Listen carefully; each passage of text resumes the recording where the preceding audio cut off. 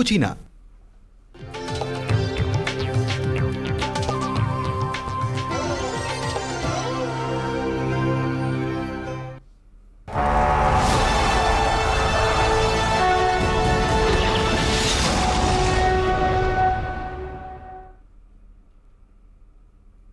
नमस्कार, बहुत स्वागत आपका इस बुलेटिन में। मैं हूं आपके साथ अवंतिका श्रीवास्तव।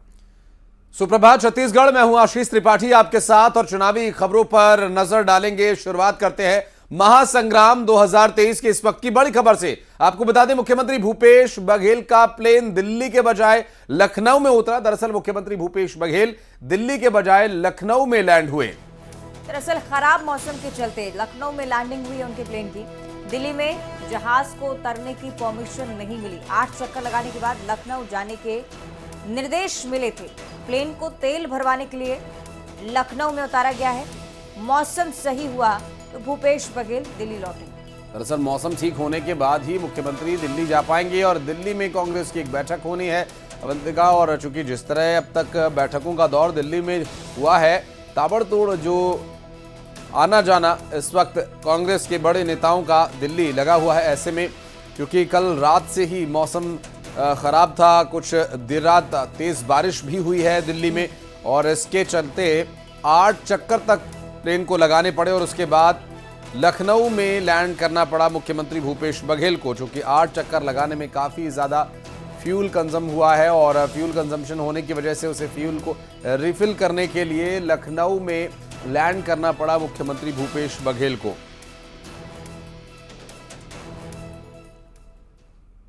और छत्तीसगढ़ विधानसभा चुनाव से जुड़ी हुई एक और बड़ी जानकारी। छत्तीसगढ़ की लिस्ट आज जारी हो सकती है। कांग्रेस दूसरी लिस्ट जारी करने की तैयारी में नजर आती हुई दिल्ली में कांग्रेस की आज एक बड़ी बैठक भी होनी है। बाकी की सीटों पर मंथन इस बैठक में। और इसी बैठक में जाने के लिए मुख्यमंत्री भूपेश बघेल निकले थे। इससे पहले जो हम खबर आपको बता रहे थे, और मुख्यमंत्री भूपेश बघेल, टीएस सिंहदेव सरीखे नेता इस बैठक में शामिल होंगे।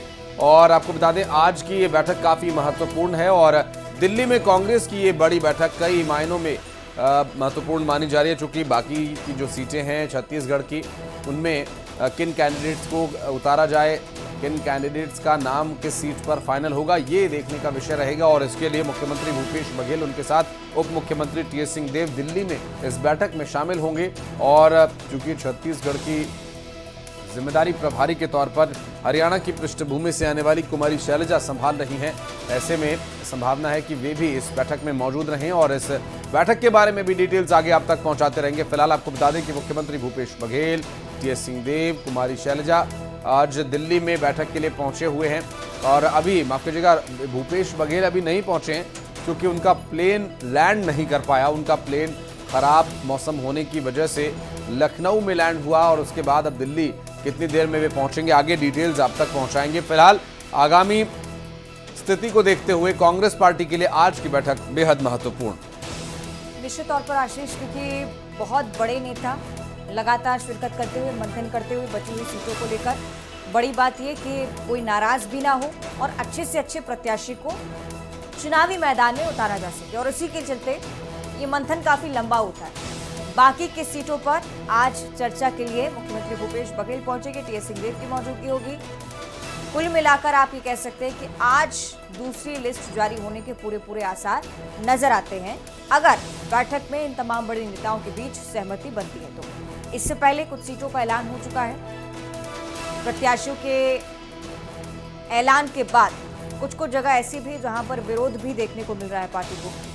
हालांकि आने वाले समय में इस तरह की स्थिति से पार्टी किस तरह से उबर पाती है, कैसे अन्य दावेदारों को मनाती है, ये एक बहुत महत्वपूर्ण प्रश्न होगा।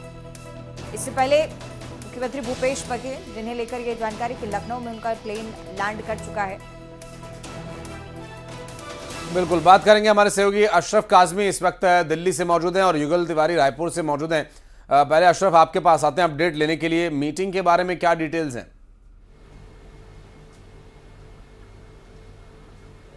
सुमित, देखिए, मीटिंग मुख्यमंत्री के आने पर होगी। जो उम्मीद की जा रही है कि मीटिंग अब दोपहर में होगी, क्योंकि यहाँ मौसम खराब होने की वजह से कल रात मुख्यमंत्री दिल्ली नहीं पहुंच पाए। उनको मजबूरी में लखनऊ उतरना पड़ा, क्योंकि यहाँ पे उनको उतरने की इजाजत नहीं थी। काफी खराब मौसम रहा। काफी देर जो हवाई जहाज है वो दिल्ली के आसमान पर चक्कर लगाता रहा। फिर लास्ट में उसको निर्देश दिए गए कि आप लखनऊ जाइए, वहां रिफ्यूल कराइए, और अगर स्थिति होगी तो वापस आएंगे, नहीं तो आप वहीं रुकेंगे। तो अब स्थिति यह है कि मुख्यमंत्री लखनऊ में है और आज यहां पर दोपहर तक पहुंचने की उम्मीद है। और सबसे महत्वपूर्ण बात यह है कि प्रथम चरण के जो मतदान होना है 7 नवंबर को, उसमें एक सीट का अभी तक उम्मीदवार घोषित नहीं हुआ है, जगदलपुर। तो आज की बैठक में जगदलपुर के उम्मीदवार के अभी चयन किया जाएगा, और बाकी बची हुई 60 सीटों पर भी जो पेंच फंसे हुए हैं, जिन सीटों पर पेंच फंसे हुए हैं, उलझी हुई सीटें हैं, उन पर भी प्रत्याशियों का नाम तय किया जाएगा। ये पहले कोर ग्रुप की बैठक होगी, एक तरह से मान लिया जाए, जिसमें छत्तीसगढ़ के प्रभारी रहेंगे। प्रभारी कुमारी शैलजा होंगी, स्क्रीनिंग कमेटी के अध्यक्ष अजय माखन होंगे, मुख्यमंत्री दीपक बैज होंगे प्रदेश अध्यक्ष, उप मुख्यमंत्री टीएस सिंहदेव, तमाम जो छत्तीसगढ़ से जुड़े हुए नेता है वो लोग एक साथ बैठेंगे, मंथन करेंगे, और उसके बाद अपनी राय जो होगी वो कांग्रेस अध्यक्ष को भेज। और सहमति क्या इस बैठक में हो पाती है, बनी रहेगा आप हमारे साथ। युगल की ओर हम रुक लेते हैं। युगल, राजनीतिक तौर पर भी समझाइएगा, जगदलपुर की सीट जिसे लेकर अशरफ भी जानकारी दे रहे हैं कि बहुत ज्यादा मंथन की जरूरत है, इस पर भी जानकारी, और अन्य सीटों को लेकर क्या कुछ रणनीति हो सकती है?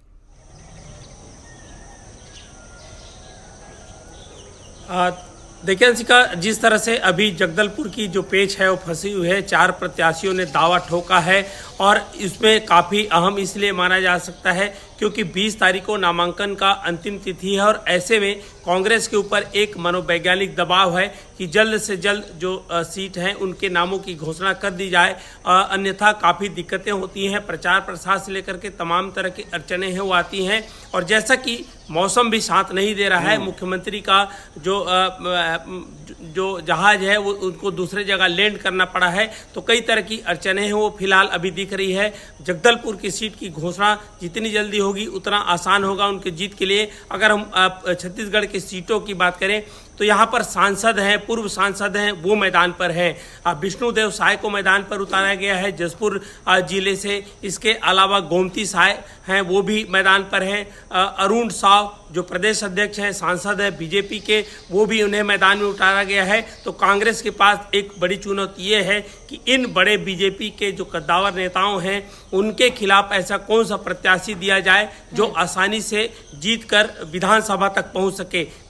75 पार का नारा दिया है, तो वो 75 पार का नारा तभी सफल होगा जब उनके बीजेपी के उम्मीदवारों के खिलाफ बेहतर कैंडिडेट ये दे पाएंगे। कई तरह की मंत्रणा है जिस पर फोकस फिलहाल पार्टी को करने की जरूरत भी है। बहुत शुक्रिया आपका युगल इस पूरी जानकारी के लिए। अशरफ, आपका भी बहुत बहुत धन्यवाद। चलिए बढ़ते हैं आगे, और अगली खबर छत्तीसगढ़ की, जहां पहले चरण के मतदान के लिए जो तैयारियां हैं वो लगभग पूरी हो चुकी हैं। नामांकन की प्रक्रिया शुरू हो चुकी है, और 7 नवंबर को बस्तर संभाग की 12 सीटों समेत कुल 20 विधानसभा सीटों पर वोट डाले जाएंगे। तो बस्तर की सभी 12 सीटों के लिए बीजेपी ने अपने प्रत्याशी घोषित कर दिए हैं, लेकिन कांग्रेस जगदलपुर में अटक गई है।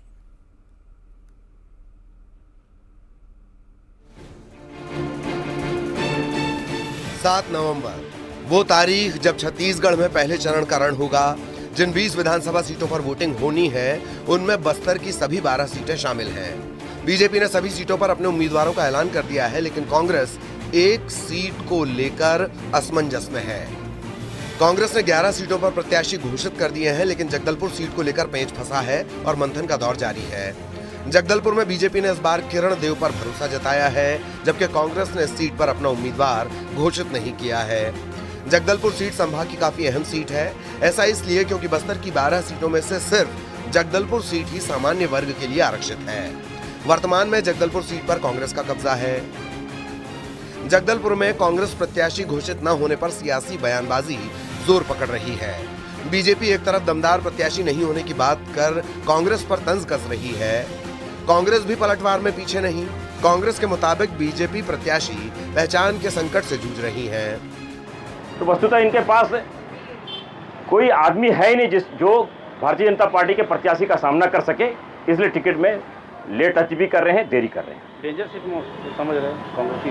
डेंजर नहीं, चाहे कांग्रेस के जितने प्रत्याशी सामने आ रहे हैं, आज एक टीवी रवि नामांकन कर चुके हैं, क्षेत्र क्षेत्र में घूम रहे हैं, ऐसे एक विकेट तो उनका टीवी रवि के रूप में गिर गया, और जो 4 विकेट और चल रहे हैं ये भी एक एक करके गिर जाएंगे। वास्तव में कांग्रेस के पास कोई योग्य कैंडिडेट है ही नहीं। बीजेपी के बड़े नेता चुनाव प्रचार में दिख नहीं रहे। किरण देव जी तो अकेला असहाय गांव-गांव में घूम रहे हैं, न भीड़ है न उनके समर्थक है। तो मैं समझता हूं कि भाजपा तो कांग्रेस पर नज़र गड़ाई है, वो अपने प्रत्याशी पर नज़र गड़ाए कि वो कैसे जीतेंगे। गांव में उनको लोग पहचानते नहीं हैं, उनको बताना पड़ रहा है कि मैं राजघराने का हूँ। 10 वर्ष पूर्व 5 साल में महापौर रहा, वो अपनी पहचान नहीं बना पाया। इससे बड़ा दुर्भाग्यजनक बीजेपी के लिए हो ही नहीं सकता। ऐसा डमी प्रत्याशी बीजेपी ने खड़ा किया है, ये हमारे लिए शुभ है। हम ये चुनाव निश्चित तौर पर 30,000 के अधिक मतों से चुनाव जीतेंगे। छत्तीसगढ़ में नामांकन प्रक्रिया का आगाज हो चुका है, लेकिन जगदलपुर सीट पर कांग्रेस अटक गई है और अब तक अपना चेहरा तय नहीं कर पाई है। इसका फायदा उठाने के लिए बीजेपी ने जोर आजमाइश शुरू कर दी है। Bureau report, news 18। और चलिए बात करेंगे केंद्रीय गृह मंत्री अमित शाह की। राजनांदगांव के दौरे पर रहे, चुनावी हुंकार उन्होंने भरी। सीएम भूपेश बघेल पर जमकर हमला बोला है, भ्रष्टाचार के आरोप लगाए हैं। अमित शाह के आरोपों पर कांग्रेस ने भी पलटवार किया है। अमित शाह ने एक बार फिर 20 अक्टूबर को छत्तीसगढ़ आने का प्लान किया है। दरअसल अमित शाह जगदलपुर और कोंडागांव में आकर हुंकार भरेंगे। छत्तीसगढ़ के चुनावी रण में आज केंद्रीय गृह मंत्री अमित शाह ने हुंकार भरी।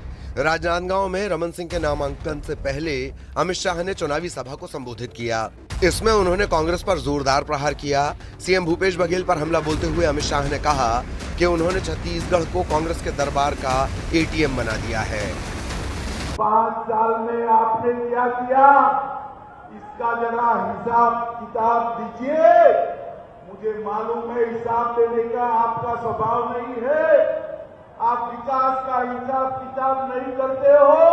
बेचारे ताम्रध्वज साहू और राजा साहब से हिसाब किताब करने में पड़े हो, आप विकास का हिसाब नहीं करते।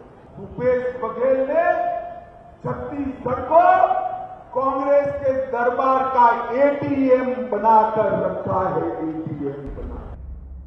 अमित शाह ने छत्तीसगढ़ सरकार पर भ्रष्टाचार के आरोप लगाए, बोले कांग्रेस ने करप्शन का पूरा चेन बनाया है। गृह मंत्री ने कहा कि भूपेश बघेल के शासन में छत्तीसगढ़ में न गरीब खुशहाल है न आदिवासी। भूपेश सरकार में सिर्फ गांधी परिवार खुशहाल है। करप्शन का ऐसा, जैसे फूड चेन बनते हैं ना, कोई पिज्जा का फूड चेन बनाएगा, कोई पाव भाजी का बनाएगा। इन्होंने करप्शन का पटवारी से लेकर मुख्यमंत्री तक का पूरा करप्शन चेन बना दिया है, जो दिल्ली तक। शराब घोटाला, 2000 करोड़ रुपए का शराब घोटाला, इनके ऑफिस के अफसरान जेल में जाते हैं और उनको शादी में भी चैन नहीं आता है, कहीं वो मुंह न खोल दे, इसलिए डर कर घर में शादी कराते हैं। गृह मंत्री अमित शाह ने केंद्र सरकार की उपलब्धियां भी गिनाई। कहा यूपीए के 10 साल में प्रदेश को सिर्फ 77,000 करोड़ रुपए मिले, जबकि बीजेपी ने बिना भेदभाव के 3 लाख करोड़ दिए। 2004 से 14 केंद्र में यूपीए की सरकार थी, कांग्रेस की सरकार थी। क्या दिया आपने छत्तीसगढ़ को? हिसाब लेकर आइए माताओं, भाइयों, बहनों। 2004 से 14 में केवल 77,000 करोड़ रुपया छत्तीसगढ़ को 10 साल के अंदर कितना दिया? जरा जोर से बोले, कितना? 77,000 करोड़। कितना? और मोदी जी ने 2014 से 23 उनके 10 साल बनाम हमारे 9 साल 77,000 करोड़ की जगह पे 3,01,000 करोड़ रुपया छत्तीसगढ़ को भेजने का। अमित शाह ने भ्रष्टाचार के मुद्दे पर प्रदेश सरकार को घेरा। सीएम भूपेश बघेल पर आरोप लगाए। कांग्रेस ने पलटवार किया और चुनाव आयोग से शिकायत की बात तक कही है। उन्होंने सीधे सीधे सांप्रदायिक दंगे भड़काने का काम किया है। उन्होंने हिंदू मुस्लिम दंगे की बात की है। इस संबंध में कांग्रेस पार्टी ने सबसे पहले तो हम अपेक्षा करते हैं कि आदर्श चुनाव आचार संहिता के तहत, मॉडल कोड ऑफ कंडक्ट के तहत चुनाव आयोग स्वयं निर्णय ले, स्वयं कार्रवाई करे, और कांग्रेस पार्टी भी अपने तरफ से उनके खिलाफ शिकायत करने जा रही है। देखिए, ये मुद्दा विहीन है। इनके पास में जब जब ये विपक्ष में रहते हैं, इनके पास मुद्दे नहीं रहते, तो जहाँ पे मुसलमान है तो वहाँ हिंदू मुसलमान करेंगे, जहाँ ईसाई है वहाँ हिंदू ईसाई करेंगे, जहाँ पे सिख है वहाँ हिंदू सिख करेंगे। ये आदतन सांप्रदायिक दंगा भड़काने वाला दल है और वही कार्य कर रहे हैं। गृह मंत्री अमित शाह के दौरे से प्रदेश का चुनावी पारा और भी हाई हो गया है। कांग्रेस अमित शाह के भाषण पर नाराजगी जता रही है, आरोपों का जवाब दे रही है, बयानबाजी का दौर जारी है। Bureau report, news 18। छत्तीसगढ़ में गृह मंत्री अमित शाह के आरोपों पर कांग्रेस नेता जयराम रमेश ने ट्वीट के जरिए पलटवार किया, तो बीजेपी नेता धर्मलाल कौशिक ने कांग्रेस पर जोरदार प्रहार किया। कौशिक ने पूछा है कि छत्तीसगढ़ के गृह मंत्री अभी तक पीड़ित भुवनेश्वर साहू के घर पर क्यों नहीं गए। जयराम रमेश को अमित शाह के लिए कहे गए शब्द वापस लेने चाहिए। उन्होंने कहा कि जयराम रमेश को खुद पीड़ित के घर जाकर पीड़ित परिवार से मिलना चाहिए। आपको ये बताएं कि जयराम रमेश ने कहा था कि अमित शाह का ये बयान न केवल आपत्तिजनक है, बल्कि इसका एकमात्र उद्देश्य शांति भंग करना, प्रदेश छत्तीसगढ़ में सांप्रदायिक हिंसा भड़काना है। गृह मंत्री ने चुनावी फायदे की नियत से उन्माद भड़काने के लिए बयान दिया। उन्होंने जो कहा है वो बिल्कुल झूठ है और इस पूरे मामले को लेकर अब सियासत भी हो रही है। जी का बयान मैं समझता हूं कि छत्तीसगढ़ के राजनेताओं के लिए, जो कांग्रेस में सत्ता के लिए जो राजनीति करते हैं, वास्तविक में केवल एक मामला नहीं है, बीरनपुर का मामला नहीं है, बल्कि इसके पहले जो कवर्धा के जो मामले हुए हैं, आपके अन्य जगह जो मामले हुए हैं, आखिर मुख्यमंत्री गृह मंत्री को समय क्यों नहीं है उनके घर जाने के लिए। और इस मामले को लेकर के जयराम रमेश जी को अपने बयान वापस लेना चाहिए, अन्यथा छत्तीसगढ़ उनको आना चाहिए और आकर के उस ईश्वर साहू के घर में जा करके, यदि उनके पिता जिससे मिले, ईश्वर साहू से मिले। और बात करेंगे रायपुर की, जहां बीजेपी दफ्तर पर जश्न का माहौल है। प्रदर्शन एक तरफ चल रहा था, लेकिन प्रदर्शन खत्म हो गया और अब जश्न शुरू हो गया। रायपुर भाजपा कार्यालय के सामने चल रहा प्रदर्शन अब खत्म कर दिया गया। दरअसल गणेशराम भगत के समर्थकों का यह प्रदर्शन चल रहा था। केंद्रीय मंत्री मनसुख मंडाविया से वार्ता के बाद यह प्रदर्शन खत्म हुआ। गणेशराम भगत के समर्थकों ने जश्न मनाया। जशपुर विधानसभा से प्रत्याशी बदलने की मांग ये कर रहे थे और केंद्रीय मंत्री से बातचीत के बाद बात बन गई। और फिर देखिए क्या हुआ, तस्वीरें आपकी टीवी स्क्रीन पर। कुछ ऐसी तस्वीरें इससे पहले सामने आई थी जो कि पार्टी की चिंता बढ़ा रही थी, बगावत की आशंकाएं बनने लगी थी, लेकिन केंद्रीय मंत्री मनसुख मंडाविया का जादू चला और उसके बाद बातचीत में सहमति भी बनती नजर आई। और अब ये तस्वीरें सामने आई जो कि कहीं ना कहीं पार्टी को भी सुकून दे रही है। अवंतिका, चूंकि कई बार चुनाव में ऐसा होता है कि कार्यकर्ताओं को, नेताओं को, समर्थकों को ये उम्मीद होती है कि उन्हें टिकट मिलेगा। उनकी नाराजगी टिकट को लेकर है या सिर्फ नेतृत्व ने उन्हें नजरअंदाज किया, इसको लेकर है। ऐसी स्थिति में यह बात स्पष्ट हो जाती है, प्रत्याशी बदला जाए या न बदला जाए। लेकिन एक बड़े नेता ने आकर बात की, आश्वस्त किया, तो कार्यकर्ताओं में एक बार फिर से जोश जग उठा है। लोग एक ज्ञापन लेके आए थे और वो ज्ञापन को प्रदेश अध्यक्ष माननीय अरुण साहू जी को देना था और वो दौरे पर थे और इसी वजह से उनसे नहीं मिल पाए थे। और आज तीसरा दिन है हम लोग का और आज माननीय अरुण साहू जी आए और हमारी बातों को अच्छे से सुने, जो समस्या था उसको गंभीरता से सुने और फिर हम लोग को आश्वासन दिए।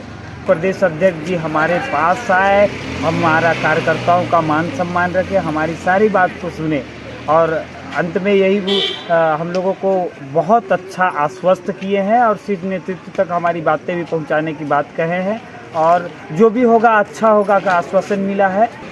हम लोग एक आवेदन लेकर के यहाँ पर आए थे और जो भी जशपुर का जनभावना था उसको हमको प्रदेश अध्यक्ष जी को अवगत कराना था और प्रदेश अध्यक्ष जी से हम लोगों ने मिला और प्रदेश अध्यक्ष जी अच्छे हम लोगों को आश्वस्त कराए हैं। और जो हमारे प्रदेश का प्रभारी भी हैं और भारत सरकार में मंत्री भी है मनसुख मंडाविया जी, उन्होंने भी हम लोग को गणेशराम जी के अच्छा सम्मान के लिए आश्वस्त किया है।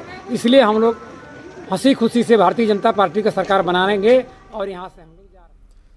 और बात करेंगे दीपक सिंह, हमारे सहयोगी इस वक्त हमारे साथ फोन लाइन पर मौजूद हैं। दीपक, अमूमन चुनाव में देखा गया है बड़े नेता जब आकर बात करते हैं तो कार्यकर्ताओं को कुछ एक ऐसा आश्वासन मिलता है कि उनको पूरा सम्मान मिलेगा। उसी तरह का कुछ आश्वासन मिला है? कार्यकर्ता जो प्रदर्शन कर रहे थे अब खुशी से नाच रहे हैं, झूम रहे हैं?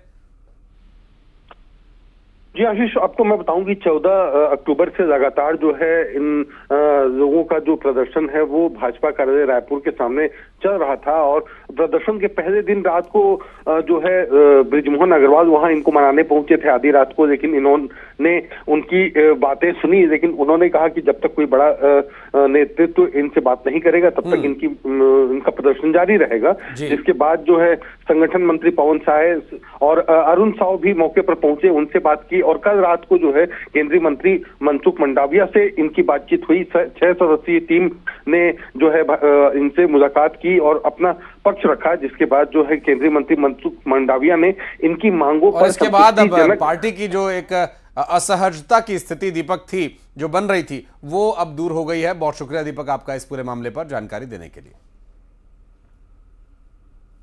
और इसी के साथ इस बुलेटिन में इतना ही। वक्त एक छोटे से ब्रेक का, जल्द लौटते हैं।